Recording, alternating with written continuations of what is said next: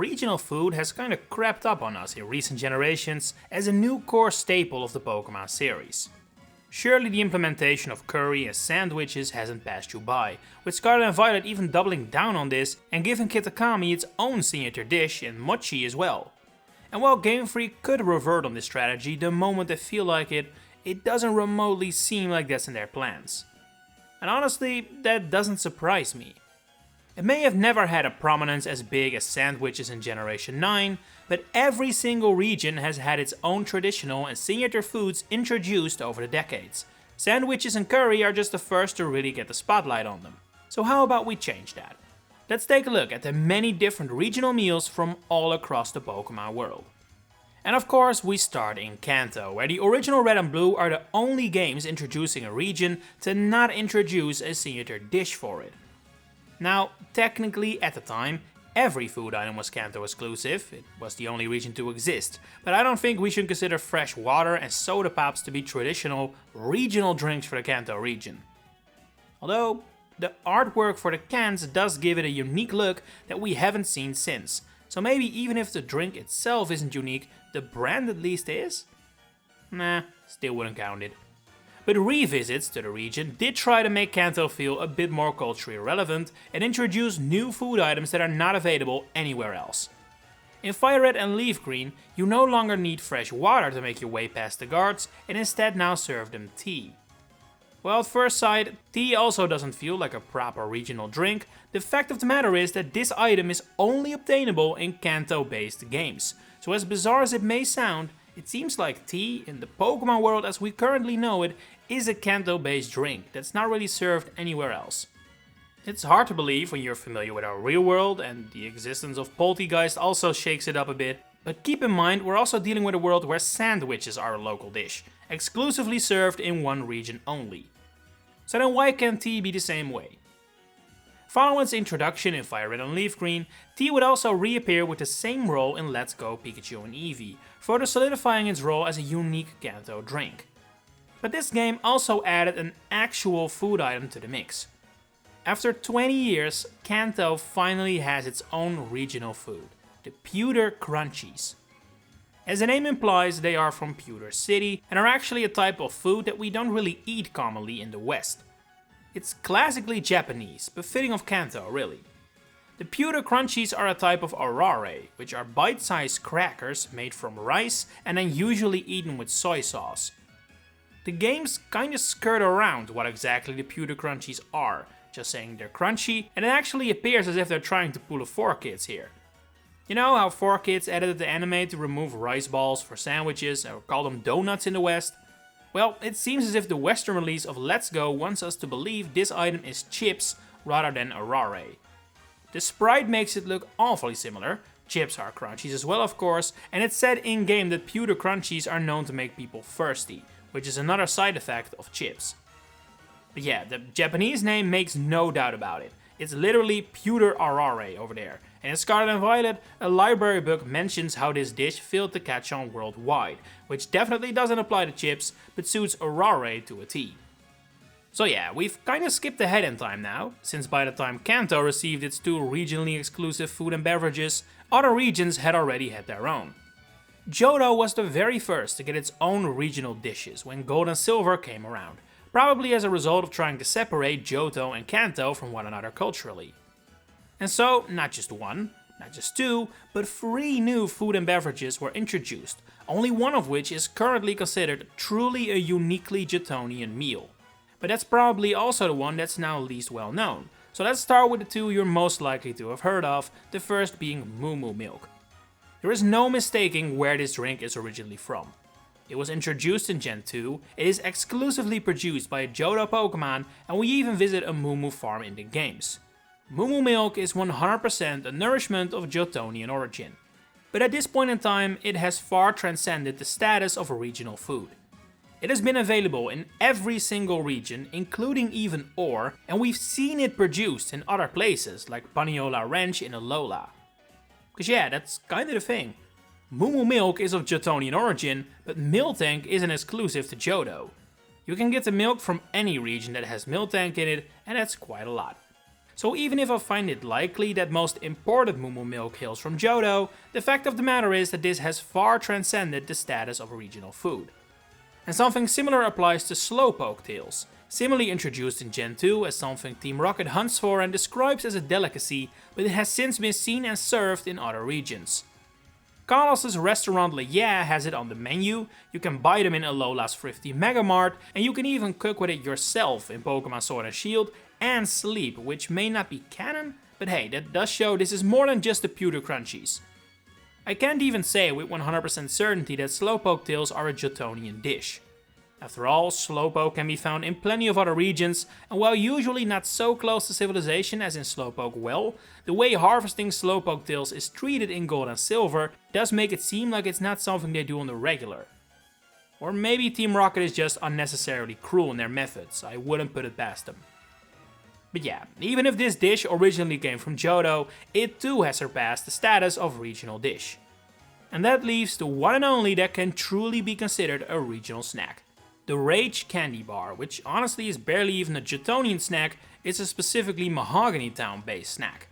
Now, similar to the pewter crunchies, we are once again being lied to by localizers. This isn't a candy bar, it's a manju, which is again a Japanese snack that's more of a bun, it's a pastry. According to Nob Ogasawara, translator for the first 4 generations of Pokemon, this naming was actually forced upon him by higher-ups, as he would have preferred either Rage Dumpling or Rage Bun.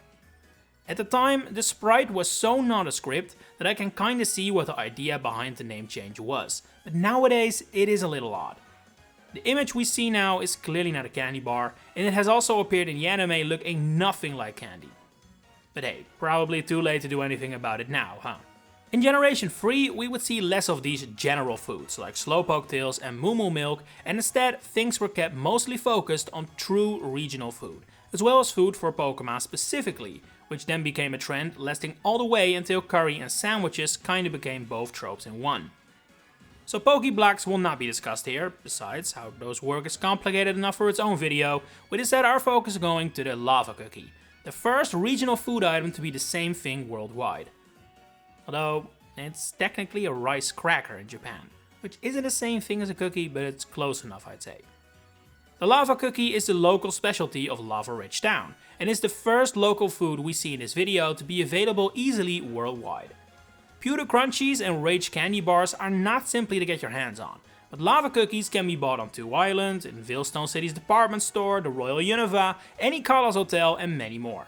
While all descriptions still make very clear this is Lava Ridge's local specialty, it does appear to have gone global a little.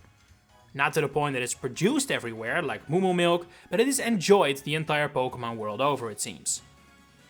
Whereas Pokeblocks were very clearly meant for Pokemon and not people, Sinnoh's Pokemon exclusive food is a bit more ambiguous. Honey? Poffins? It seems like humans should be able to eat that and probably do, but it's not actually shown, even with the anime implying humans don't and shouldn't eat this. I don't think that is correct, more on why later, but if people really don't eat Poffins, then I guess it doesn't qualify for this video. Sinnoh still has its own regional dish for us to try though, the Old Gâteau, which might just be the most local food item I've ever seen. This isn't local to a region, or a city, or a route. It's local to one house. The Old Chateau in Eterna Forest is the origin of the Old Gâteau, which once again is presented to us as a different kind of food than is actually intended in Japan. The Old Gâteau is a yokan, a confectionery made from agar, which is a sort of jelly. Gâteau is French for cake dough, so we're led to believe that this is actually just a cake when it's very clearly not. However, this time there is a reason for it beyond just let's keep it to something simple, to something people will understand. In every language, the Old Gâteau's name is a pun based on where it is found. I don't have to explain the English one, I assume, so I'll just keep it to Japanese. The phrase Mori no Yokan means both forest manor, so Old Chateau, as well as forest yokan, Old Gâteau. Translator Nob Ogasawara opted not to translate what a yokan is literally, but rather bring over the intention of it being a pun, which is a fair call I think, even if it does mean we now have an item that looks nothing like a cake. But starting in Generation 5, this problem would fix itself. Pokemon games were now set in regions outside of Japan, which means that no longer was it required for the games to have to find a way to make traditional Japanese dishes feel familiar to Westerners.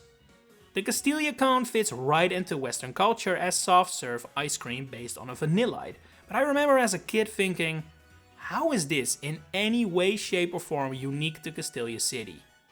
You can get soft serve everywhere. Until I found out that soft serve ice cream is a US invention that is only available everywhere because McDonald's brought it with it and made it a standard form of ice cream all around the globe. At this point in time, it has become so globalized that Japan has its own forms of soft serve that are actually Japanese regional dishes. But seeing as the Pokemon world doesn't have McDonald's, this being a traditional snack of Unova actually isn't that ridiculous as I used to think. What does surprise me a little is how much harder it is to get this item compared to, say, the lava cookie. You can get it in Kalos, it is not repeatably available in Hoenn, and it's also harder to get in Alola than most other regional foods.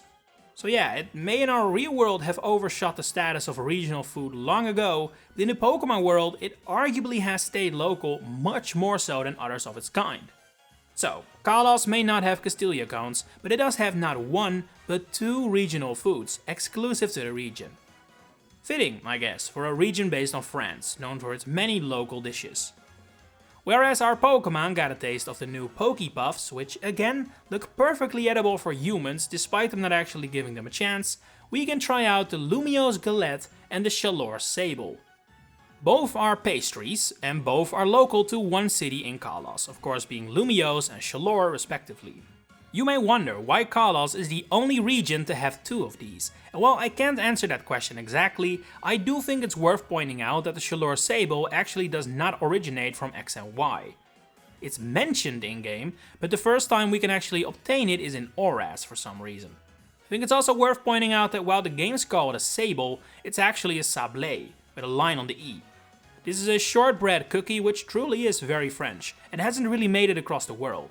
It has a sand-like texture, with sablé literally meaning sandy, and is actually the local dish of real-life Mont Saint-Michel, which Chaleur City is based on, making this, I believe, the first and only regional dish in Pokemon to match real life down to a T. The Lumiose Galette is also really a galette, which is a flat round cake, kinda like a big cookie. It's very French, but it's not specifically Parisian though, with for example one of the more famous galettes being from Brittany, which is the equivalent of where Geosenge Town is in the game. I think it's also worth pointing out that while we are now at the point where most languages aren't scared of calling it like they see it and skirting around the term sable not really meaning anything in this context in English, Spanish apparently didn't get the memo and called the Lumiose Galette the Lumiose Crepe, which is of course a sort of pancake and nothing like the round cookie we see in game. When we get to Alola, I feel like we can begin to see a bigger focus on regional food. It's not quite at curry or sandwich levels yet, definitely not, but the malasada does get a lot more focus in-game than previous foods did. And the reason for that is because this is the first regional food to not be tied to a city or town or a house in Sinnoh's case. The entirety of Alola loves the malasada, just like what would happen later in Galar and Paldea, and you can pick this up everywhere, as I'm sure Hao is very happy with. Now, malasadas aren't traditionally Hawaiian, as in going back centuries, but they are definitely local. They are originally from Portugal though, specifically the Azores, an island group off the coast, and were brought along when the Portuguese immigrated to Hawaii in the late 1800s. It wasn't long before Hawaii embraced the malasadas and they became available all over the island. Fun little thing, the original word malasada in Portuguese is written with a double S, while in Hawaii it's with one. The fact Pokemon copies the Hawaiian spelling is quite fitting, obviously. And if you're wondering, malasadas are a sort of donut, using fried dough and custard cream inside. And now we end up in Galar, where the role of food in the games has completely changed. Curry does a lot more than simply heal status effects like all other regional dishes do, and like I mentioned before, kinda combines regional dishes with Pokemon exclusive dishes, as it is shown at camps that both you as a trainer and your team of Pokemon enjoy the taste of Galar's local curry.